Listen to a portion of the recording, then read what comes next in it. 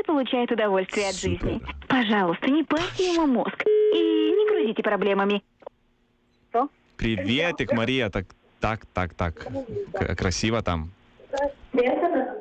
Labas, Marija. Klausau. Ką veiki? Linksminuosi. Aš girdžiu, kad ten jau tiek, jau vien tas tavo rinktoninis skambutis taip nuteikė labai jau taip maloniai.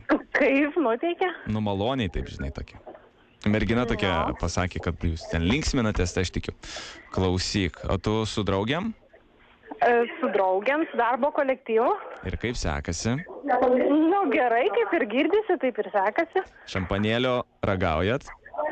Nu čia mano reikalas. Supratau. Klausyk, Marija. Taip.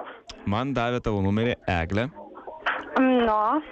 Ir aš taip pagalvojau, kad labai būtų faina, jeigu jūsų merginų kolektyvas biški prisijungtų prie mūsų.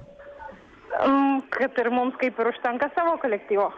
Ne, aš nesakau, kad mes dabar darbo kolektyvo. Tiesiog mes esam dviese su mano draugu, mes esam labai faini vyriokai ir labai norėtumėm prisijungti prie tavęs. Kad ir man nelabai rūpi. O kodėl? O kodėl man turėtų rūpėti kažkas tai? Nu, mes norim tave labai palinksminti. Dėkui, man ir taip pakankamai linksma.